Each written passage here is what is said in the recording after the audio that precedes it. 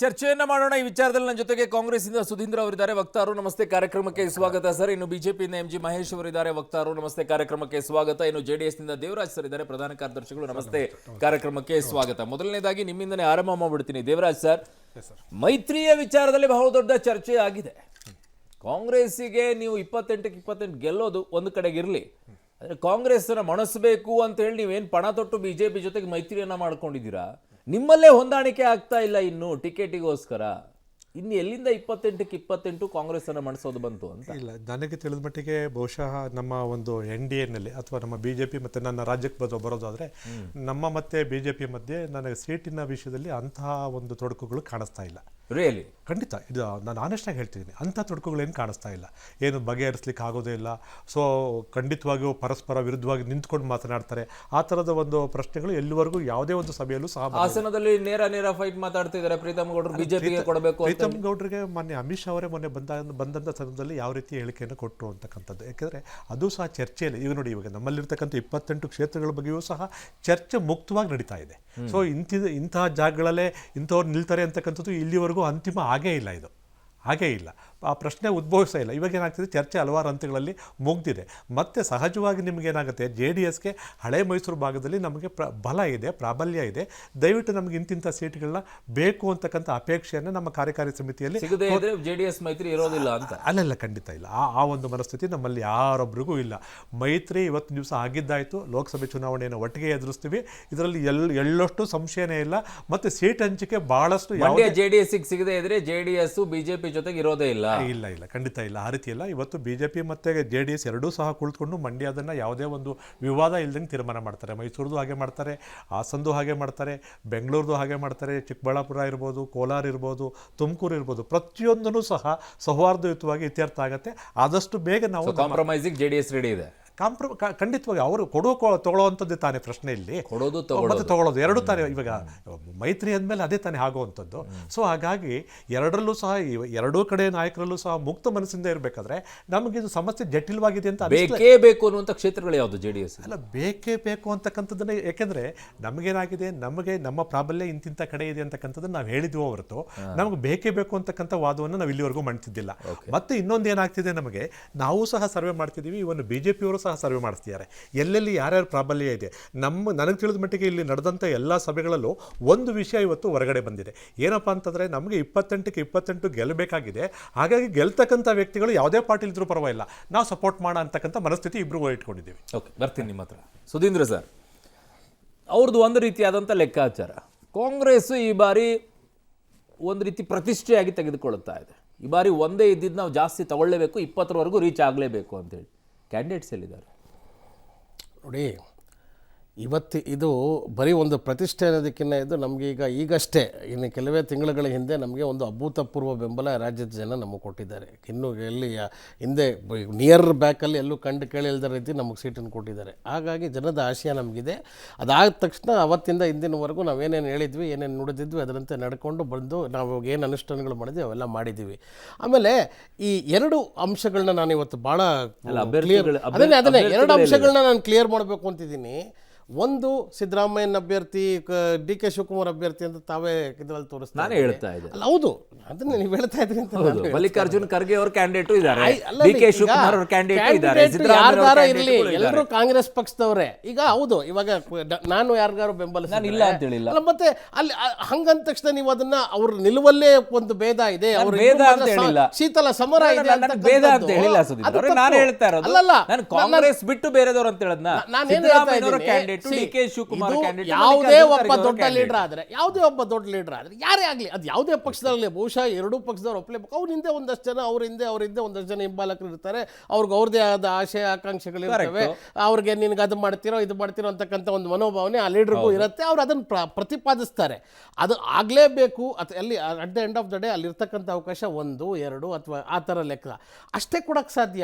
ಹಾಗಾಗಿ ಈಗ 10 ಜನ ಅಲ್ಲ 100 ಜನ ಇದ್ರು, ಅಲ್ಲಲ್ಲ ಖರ್ಗೆ ಅವ್ರ ಕ್ಯಾಂಡಿಡೇಟ್ಗಳಿಲ್ಲ, ಅಲ್ಲ, ಒಂದ್ ನಿಮಿಷ. ಡಿ ಕೆ ಶಿವಕುಮಾರ್ ನಾನು ಕ್ಯಾಂಡಿಡೇಟ್ಗಳಿಲ್ಲ, ಇದ್ದಾರೆ. ಸಿದ್ದರಾಮಯ್ಯ ನಾನು ಅದಕ್ಕೆ ನಿಮ್ಗೆ ಸ್ಪಷ್ಟನೆ ಕೊಡ್ತಾ ಇದ್ದೀನಿ. ನಾನು ಹಂಗ ಒಬ್ಬನಿಗೆ ಕೊಟ್ಟ ತಕ್ಷಣ 99 ಜನಕ್ಕೆ ನಿರಾಶೆ ಆಗತ್ತೆ. ಅರ್ಥ Definitely ಆಗುತ್ತೆ sir. ಬಿರುಕು ಇದು ಸ್ವಾಭಾವಿಕ ಅಲ್ವಾ sir? ಶೀತಲ ಸಮರ ಇವ್ರ ಗುಂಪೆ ನಾನು ಶೀತಲ ಸಮರ ಬಳಕೆ ಮಾಡದ್ನ, ನಾನು ಶೀತಲ ಸಮರ ಬಳಕೆ ಮಾಡದ್ನ. I ಹೇಳಿದ never ರೀತಿ- used ಶೀತಲ ನೀವು ಸಮರ. ಹೇಳಿದ ರೀತಿ- No, no, no, I ನೀವು never ಪ್ರತಿಪಾದಿಸಿದ used ರೀತಿ ಶೀತಲ ಆ ಥರ ಸಮರ. ಇತ್ತು. Next ಹೇಳ್ತೀನಿ No, no, no, no. ನೀವು ಪ್ರತಿಪಾದಿಸಿದ ಶೀತಲ ರೀತಿ ಆ ಥರ ಸಮರ ಇತ್ತು. ಅಂತ ನಾನು ಹೇಳೇ ಇಲ್ಲ. ಎರಡನೇ ನಾನು ವಿಷಯ ಶೀತಲ ಸಮರ ಅಂತ ಹೇಳಿಲ್ಲ. ಎಲ್ಲಿದ್ದಾರೆ ಕ್ಯಾಂಡಿಡೇಟ್ಸ್ ಅಂತ ನೋಡಿ. ದಯವಿಟ್ಟು ಒಂದು ತಿಳ್ಕೊಳ್ಳಿ, ನಮ್ದು ಒಂದು ರಾಷ್ಟ್ರೀಯ ಪಕ್ಷ. ಈಗಾಗಲೇ ಹೇಳಿದಾಗ ನಾವು ಅಭೂತಪೂರ್ವವಾಗಿ ರಾಜ್ಯದಲ್ಲಿ ಇದಕ್ಕೆ ಬಂದಿದ್ದೀವಿ, ಅಧಿಕಾರಕ್ಕೆ ಬಂದಿದ್ದೀವಿ. ಅಷ್ಟೂ ಜಿಲ್ಲೆಗಳಲ್ಲಿ ವೈಡ್ ಸ್ಪ್ರೆಡ್ ನಮ್ಮ MLAಗಳು ಎಲೆಕ್ಟ್ ಆಗಿದ್ದಾರೆ. ಕೆಲವು ಜಿಲ್ಲೆಗಳಲ್ಲಂತೂ ಈಗ ಚಿಕ್ಕಮಗಳೂರು ಈ ಥರ ಎಲ್ಲ ನಾವು ಫುಲ್ ಜಿಲ್ಲೆಗೆ ಎಷ್ಟೆಷ್ಟು MLA ಸೀಟ್ ಅಷ್ಟು ಸೀಟ್ಗಳನ್ನ ನಾವು ಪಡ್ಕೊಂಡಿದ್ದೀವಿ. ಇಂಥ ಒಂದು 136 ಜನ 135 ಜನ MLA ಇರ್ತಕ್ಕಂಥ ಒಂದು ಪಕ್ಷದಲ್ಲಿ ನಾವು 28 ಸೀಟನ್ನು ನೀವು ಇದಿಲ್ಲ ಅಂತಕ್ಕಂಥ ಒಂದು statement, basis of that statement it self is wrong. ಅಲ್ಲ, ನಾನು ಸ್ಟೇಟ್ಮೆಂಟ್ ಕೊಟ್ಟಿಲ್ಲ. ಅಭ್ಯರ್ಥಿಗಳು ಎಲ್ಲಿದ್ದಾರೆ ಅಂತ ಅದನ್ನೇ ನಾನು ಹೇಳ್ತಾ ಕೇಳಿದೆ ಇರೋದು. ನಾನು. ಅಲ್ಲಲ್ಲ, ಎಲ್ಲಿದ್ದಾರೆ ಇಲ್ಲ ಅಂತ ನಾನು ಕೇಳಿಲ್ಲ, ಎಲ್ಲಿದ್ದಾರೆ ಪ್ರತಿ ಅಂತ ಒಂದು ಕೇಳಿದೆ. ಕ್ಷೇತ್ರಕ್ಕೂ ಅಭ್ಯರ್ಥಿಗಳಿದ್ದಾರೆ. ಪ್ರತಿ ಇವತ್ತು ಈಗ ನಿನ್ನೆ ತನಕ ರಾಜ್ಯಸಭೆಯಲ್ಲಿ ನುಸ್ಕು ನೋಟಾಟ ಹಂಗೆಲ್ಲ ತೋರಿಸ್ತಾ ಇದ್ದಾರೆ. ಇವತ್ತು ರಾಜ್ಯಸಭೆ ಅನೌನ್ಸ್ ಆಗ್ಲಿಲ್ವಾ? ಈಗ ನಾನು ಅದನ್ನೇ ಹೇಳಿದ್ರೆ, ಅವ್ರು ನನ್ನ ಫಾಲೋವರು ಅಥವಾ ನಾನು ಯಾರ್ದಾರು ಫಾಲೋವರ್ ಆದರೆ ಅವ್ರು ನನ್ನ ಹೆಸರು ಸತ್ಸೋದು ಆಗದೆ ಸಹಜ.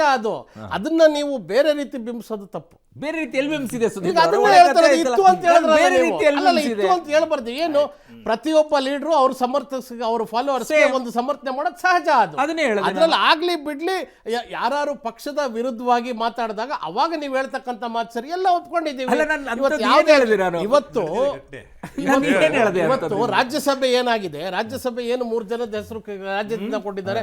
ಹೃತ್ಪೂರ್ವಕವಾಗಿ ಇಡೀ ರಾಜ್ಯದಲ್ಲಿ ಇವರುಗಳೆಲ್ಲ ನಮ್ಮ ಕಾರ್ಯಕರ್ತರು ಖುಷಿಯಾಗಿದ್ದಾರೆ. ಸನ್ಮಾನ್ಯ ಜಿ ಸಿ ಚಂದ್ರಶೇಖರ್ ಅವರು ಇರ್ಬೋದು, ಅಜಯ್ ಮಾಕೆನ್ ಅವರು ಇರ್ಬೋದು, ನಾಸಿರ್ ಹುಸೇನ್ ಇರ್ಬೋದು, ವೆರಿ ಆಪ್ಟ್ ಕ್ಯಾಂಡಿಡೇಟ್ಸ್ ನಮಗೆ. ಹಂಗಾಗಿ ಯಾವುದೇ ರೀತಿಯ ಬೇರೆ ನಾನೊಂದು ಮಾತು ಕೇಳ್ತಾ ಇದೆ, ಕಾಂಗ್ರೆಸ್ನ ವಲಯದೊಳಗಡೆ ಮಾತು ಕೇಳ್ತಾ ಇದೆ. ಸಿದ್ದರಾಮಯ್ಯನವರು ಹೈಕಮಾಂಡ್ಗೆ ಹೇಳಿದಂತ ಮಾತು, ಕೊಡೋದಾದ್ರೆ ಕರ್ನಾಟಕದವರಿಗೆ ಕೊಡಿ ಅಂತ ಹೇಳಿ, ಕೊಡೋದಾದ್ರೆ ಕರ್ನಾಟಕದವರಿಗೆ ಕೊಡಿ, ಬೇರೆದವ್ರಿಗೆ ಕೊಡಬೇಡಿ ಅಂತ ಹೇಳಿ. ಅಲ್ಲ, ಈಗ ನಿಮ್ ಕಾಂಗ್ರೆಸ್ ವಲಯದಲ್ಲಿ ಇದ್ದಿದ್ದ ಮಾತು ನನಗೆ ಗೊತ್ತಿಲ್ಲ. ಅದೇ ಉತ್ತರದಲ್ಲಿರುವಂತವ್ರ ಮೇಲೆ ಪ್ರೀತಿ ಹೇಗೆ ಉಕ್ಕಿ ಬಂತೋ ಗೊತ್ತಿಲ್ಲ. ಯಾಕಂದ್ರೆ ದಕ್ಷಿಣ ಭಾರತದ ಬಗ್ಗೆ ಮಾತನಾಡಿದಂತ ಕಾಂಗ್ರೆಸ್ ಉತ್ತರದಲ್ಲಿರುವಂತವರಿಗೆ ರಾಜ್ಯದಲ್ಲಿ ಹೇಗೆ ಕೊಟ್ಟರು ಅಂತ ನನಗೆ ಗೊತ್ತಿಲ್ಲ. ವಾಪಸ್ ಬರ್ತೀನಿ ಸುಧೀಂದ್ರ ಅವರೇ. ಎಸ್, ಮಹೇಶ್ ಅವರೇ, ನಿಮ್ಮಲ್ಲಿರುವಂತ ತಿಕ್ಕಾಟಗಳಿಗೆ ಕೊನೆನೇ ಇಲ್ವಾ ಅಂತ? ಎಲ್ಲಿದೆ ತಿಕ್ಕಾಟ? ತುಮಕೂರಲ್ಲಿ ಮಾಧುಸ್ವಾಮಿ ಅವರು ಹೇಳ್ತಾರೆ ನಾನು ನಿಲ್ತೀನಿ, ಸೋಮಣ್ಣ ಅವರು ಹೇಳ್ತಾರೆ ಅಲ್ಲಿ ಮಠಗಳನ್ನೆಲ್ಲ ಓಡಾಡ್ತಾ ಇದ್ದಾರೆ. ಸಹಜವಾಗಿ ಅಲ್ಲಿ ಸಂಸದರು ಬರ್ತಾರೆ, ಅಲ್ಲಿ ಮಾಧುಸ್ವಾಮಿ ಕೊಡಬಾರ್ದು, ಸೋಮಣ್ಣ ಅವ್ರಿಗೆ ಕೊಡಬೇಕು ಅಂತಾರೆ. ಒಂದು ವಿಷಯ ಅರುಣ್, ಮೊದಲ ಕಾಮೆಂಟನ್ನು ಹೇಳಬೇಕು ಅಂತಂದರೆ, ಲೋಕಸಭಾ ಚುನಾವಣೆಗೂ ಪೂರ್ವ ಕಾಂಗ್ರೆಸ್ ತನ್ನ ಸೋಲನ್ನು ಒಪ್ಕೊಂಡಿರುವಂಥದ್ದು. ಕಾಂಗ್ರೆಸ್ ಕತೆ ಬಿಟ್ಟಾಕಿ ನಿಮ್ಮ ಕತೆ ಹೇಳಿ ನಮಗೆ. ನಮ್ಮ ನಿಮಿಷರೇ ಏನಂದರೆ, ಕಾಂಗ್ರೆಸ್ಸಿನ ಅಧಿನಾಯಕಿ ಲೋಕಸಭಾವನ್ನು ಎದುರಿಸಲಿಕ್ಕಾಗದೆ ರಾಜ್ಯಸಭೆಗೆ ಒಂದು ಗ್ರ್ಯಾಂಡ್ ಓಲ್ಡ್ ಪಾರ್ಟಿ ಜನಕ್ಕೆ ಮೆಸೇಜ್ ಕೊಡೋದ್ರಲ್ಲಿ ಮೊದಲನೇ ಮೆಸೇಜಲ್ಲಿ ಏನಪ್ಪ ಅಂತಂತಂದರೆ, ಕಾಂಗ್ರೆಸ್ ಲಾಸ್ಟ್ ದ ಗ್ರೌಂಡ್ ಅಂತೇಳಿ. ಏನಂದ್ರೆ ಅಲ್ಲಲ್ಲ, ನಾನು ಅವ್ರಿಗೆ ಅರ್ಥ ವಿಷಯ ಕೇಳಿ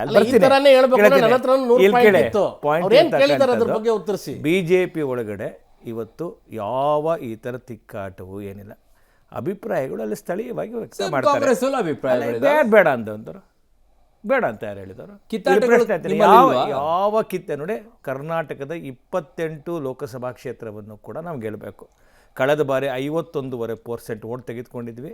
ನಮ್ಮ ಅಲಯನ್ಸ್ ಅವರು 9.25%, JDSನವ್ರು ತೆಗೆದುಕೊಂಡಿದ್ರು. ಹತ್ತತ್ರ 61.5%. ಮೊನ್ನೆ ಆದರಣೀಯ ಅಮಿತ್ ಶಾ ಅವರು ಕರ್ನಾಟಕದ ಭೇಟಿ ಒಳಗಡೆ ಪ್ರತಿಯೊಂದು ಬೂತಲ್ಲೂ ಕೂಡ ನಾವು ಕಳೆದ ಬಾರಿಯಕ್ಕಿಂತ 10% ಓಟನ್ನು ತೆಗೆದುಕೊಳ್ಬೇಕು ಜಾಸ್ತಿ ಅಂತ ಹೇಳಿದ್ದಾರೆ. ನಾವೇನು ತುಮಕೂರು ಕತೆ ಹೇಳಿ ಸರ್. ನಾನು ಹೇಳಿದ್ರೆ ತುಮಕೂರಿನಲ್ಲೂ 10% ಓಟ್ ಜಾಸ್ತಿ ತಗೋಬೇಕು ಅಂತ ಹೇಳಿದ್ದಾರೆ. ಅಲ್ಲಿರುವಂತ ಹಾಲಿ ಸಂಸದರೇ ನೇರವಾಗಿ ಹೇಳ್ತಾ ಇದ್ದಾರೆ ಸೋಮಣ್ಣ ಅವ್ರಿಗೆ ಕೊಡಬೇಕು ಅಂತ. ಮಾಧುಸ್ವಾಮಿ ಅವರು ಇಲ್ಲಿ ಒಂದು ವಿಷಯ ಹೇಳ್ತೀನಿ ಕೇಳಿ, ಬಿಜೆಪಿ ಯಾರೋ ವ್ಯಕ್ತಿಗಳು ಹೀಗೆ ಕೊಡಬೇಕು ಹಾಗೆ ಕೊಡಬೇಕು ಕಂಟ್ರೋಲ್ ಇಲ್ಲ. ಕಂಟ್ರೋಲ್ ಅಲ್ಲ, ಒಂದು ಕ್ಯಾಡರ್ ಬೇಸ್ಡ್ ಪಾರ್ಟಿ. ಒಂದು ವಿಷಯ ನೀವು ಕೇಳಿ ಆಲೋಚನೆ ಮಾಡ್ತಿರಲ್ಲ, ಒಂದು ಕ್ಯಾಡರ್ ಬೇಸ್ಡ್ ಪಾರ್ಟಿ ಏನು ಅಲ್ಲಿಯೇ ಸಂಸದರು ಹೇಳಿದ್ದಾರೆ ಅದು ಅವರ ಅಭಿಪ್ರಾಯ. ಕಾರ್ಯಕರ್ತರು ನಮ್ಮ ಪಕ್ಷ ತೀರ್ಮಾನ ಮಾಡ್ತಕ್ಕಂಥದ್ದು ಕಾರ್ಯಕರ್ತರ ಅಭಿಪ್ರಾಯ. ಯಾವುದು ಅದು ತಿಕ್ಕಾಟ ಅಲ್ಲ. ಯಾವುದು ತಿಕ್ಕಾಟ? ನನಗನ್ಸ್ತಕ್ಕಂಥದ್ದು ಇವತ್ತಿನ ಕಾಲಘಟ್ಟದ ಒಳಗಡೆ ಏನಕ್ಕೋಸ್ಕರ ತಿಕ್ಕಾಟ ಇರುತ್ತೆ? ಇವತ್ತು ಅಂಥ ಅದ್ವಿತೀಯ ನಾಯಕ, ಆದರಣೀಯ ನರೇಂದ್ರ ಮೋದಿಜಿ ಅಂತ ಒಬ್ಬ ಶ್ರೇಷ್ಠ ನಾಯಕ ಇಡೀ ಜಗತ್ತು ಅಪ್ಕೊಳ್ಳೋ ಅಂಥ ಕಾಲಘಟ್ಟದೊಳಗಡೆ ಯಾರು ತಿಕ್ಕಾಟ ಮಾಡ್ತಾರ್ರಿ? ಅರೆ ಹಾಸನದಲ್ಲಿ ಪ್ರೀತಮ್ ಗೌಡ್ರು ಬಾಯಿಗೆ ನೇರವಾಗಿ ಹೇಳ್ತಾರೆ ನೋಡಿ, ನಿಮ್ಗೆ ಬಿಜೆಪಿಗೆ ಕೊಡಬೇಕು ಅಂತ ಹೇಳಿ. ನಮ್ಮ ಹೈಕಮಾಂಡ್ ತೀರ್ಮಾನ ಮಾಡುತ್ತೇನೋ ಒಂದು ಮಾತು ಬರೋದಿಲ್ಲ ಅಲ್ಲಿ. ಇಲ್ಲಿ ಒಂದು ವಿಷಯ ಇಷ್ಟು ಸ್ಪಷ್ಟ ಮಾಡ್ತೀನಿ ಪಬ್ಲಿಕ್ ಟಿ ವಿ ಮುಖಾಂತರ. ನಮ್ಮ ಹೈಕಮಾಂಡು ಏನು NDA ಅಂಗಪಕ್ಷವಾಗಿ JDS ಬಂದಿದೆ, ಕರ್ನಾಟಕದ 28 ಕ್ಷೇತ್ರವನ್ನು ಗೆಲ್ಲಲಿಕ್ಕೆ ನಮ್ಮ ಎಲ್ಲ ತಂತ್ರಗಾರಿಕೆ, ನಮ್ದೆಲ್ಲ ಚರ್ಚೆ ಮತ್ತೆ ನಮ್ದು ಪ್ರತಿಯೊಂದು ಪಾರ್ಟ್ ಆಫ್ ಪಾಲಿಟಿಕ್ಸ್ ಸರ್. ನಿಮ್ಮ ಮೈತ್ರಿಯಲ್ಲಿರೋದು ನಾನು ಕೇಳ್ತಾ ಇರೋದು, ಪ್ರೀತಮ್ ಗೌಡ್ರು ಓಪನ್ ಆಗಿ ಸ್ಟೇಟ್ಮೆಂಟ್ ಕೊಡ್ತಾರೆ ಬಿಜೆಪಿಗೆ ಕೊಡಬೇಕು. ಅಲ್ಲ ಹಿಂದೆ ಯಾರಿದ್ರು ಅಣ್ತಮ್ಮಂದಿರ ಅಂತ ಯಾಕೆ ಕರೀತಾರೆ? ಒಂದು ಮಾತು ಹೇಳ್ತೀನಿ, ಪ್ರೀತಮ್ ಗೌಡರ ವೈಯಕ್ತಿಕ ಅಭಿಪ್ರಾಯ ಆಗಿದೆ, ತಪ್ಪೇನಿದೆ ಅದರಲ್ಲಿ? ನಾನು ಹೇಳೋದು ಪ್ರೀತಮ್ ಗೌಡ್ರು ಅಲ್ಲಿ ಶಾಸಕರಾದಂಥವ್ರು, 76,000 ಓಟ್ ತೆಗೆದುಕೊಂಡಂಥವ್ರು, ಒಂದು 76,000 ಓಟ್ ತೆಗೆದುಕೊಂಡಂಥವ್ರಿಗೆ ಅವರ ಭಾವನೆ ಆಗಿದೆ, ಅದನ್ನು ಅವ್ರು ಹೇಳಿದ್ದಾರೆ. ಅಮಿತ್ ಶಾ ಅವ್ರ ಮುಂದೆ ಏನಾಯ್ತು ಮೈಸೂರಲ್ಲಿ? ನೀವೇ ಇದ್ರಲ್ಲ. ನಾನೇ ಇದ್ದೆ. ಅಮಿತ್ ಶಾ ಏನಾಯ್ತು? ಏನೂ ಇಲ್ಲ. ಒಂದು ವಿಷಯ ಹೇಳ್ತೀನಿ, ಚೆನ್ನಾಗಿ ಅವ್ರು ಕಾಂಗ್ರೆಸ್ ನಿಮ್ ಕಿವಿಯಲ್ಲಿ ಹೂ ಇಟ್ರೆ ನೀವು ನಮಗೆ ಇಡಕ್ ಬರಬೇಡಿ, ನಾವು ಇಡಿಸ್ಕೊಳ್ಳೋದಿಲ್ಲ. ನೀವು ಅವ್ರು ಕಾಂಗ್ರೆಸ್ ಕಡೆಯಿಂದ ಇಡಿಸ್ಕೊಂಡಿರ್ಬೋದು ಚುನಾವಣೆ ಟೈಮಲ್ಲಿ. ಅರುಣ್ ಅವರೇ, ಒಂದು ವಿಷಯ ಕೇಳಿ ನೋಡಿ, ನಾನು ಹೇಳ್ತೀನಿ, ನಾನು ಪ್ರತ್ಯಕ್ಷವಾಗಿ ಇದ್ದಂಥವನು ಏನಿಲ್ಲ. ಆದರಣೀಯ ಅಮಿತ್ ಶಾಜಿ ಹೇಳಿದಂಥದ್ದು ಏನು ದಕ್ಷಿಣ ಭಾರತದ ಒಳಗಡೆ, ಅದು ವಿಶೇಷವಾಗಿ ಕರ್ನಾಟಕದೊಳಗಡೆ ಇನ್ನು 10% ಓಟನ್ನು ಜಾಸ್ತಿ ಅದು ಬಿಟ್ಟಾಕಿ ಸರ್. ಪ್ರೀತಮ್ ಗೌಡ್ರು ಏನ್ ಹೇಳಿದ್ರು? ಏನ್ ಹೇಳಿದ್ರು ಹಾಸನದ ವಿಚಾರದಲ್ಲಿ? ಅಲ್ಲ, ಏನ್ ಹಾಸನದಲ್ಲಿ ಅಂತ ಹೇಳಿದ್ರು ಬಿಜೆಪಿ ಕೊಡಿಸ್ಬೇಕು ಅಂತ ಹೇಳಿಲ್ವಾ? ಅಲ್ಲ ಸರ್, ಕುಗ್ಗೋಗುತ್ತೆ ಅಂತ ಹೇಳಿ. ಇಲ್ಲಿ ಕೇಳಿ, ಯಾವ ಶಕ್ತಿನೂ ಯಾವ್ದು ಕುಗ್ಲಿಕ್ಕಿಲ್ಲ. ತುಮಕೂರು ಇಲ್ಲ, ಮಂಡ್ಯ ಇಲ್ಲ, ಅಲ್ಲಲ್ಲ, ಇಲ್ಲಿ ಕೇಳಿ ಸರ್, ಇಲ್ಲಿ ಈಗ ನಾವು ಪ್ರಸ್ತುತ ಇರ್ತಕ್ಕಂಥದ್ದು ಸುಮಲತಾ ಅವ್ರನ್ನು ಸೇರಿಸ್ಕೊಂಡು ಎಲೆಕ್ಷನ್ ಟೈಮ್ ಅಲ್ಲಿ ನೀವು ಜನರ ಮೇಲೆ ಅಸ್ತ್ರಗಳನ್ನು ಬಿಡಬಹುದು, ಕಾಂಗ್ರೆಸ್ ಮೇಲೆ ಅಸ್ತ್ರ ಬಿಡಬಹುದು. ನಮ್ಮ ಹತ್ರನೂ ಅಸ್ತ್ರಗಳಿವೆ. ವಾಪಸ್ ಬರ್ತೀನಿ, ಒಂದು ವಿರಾಮ.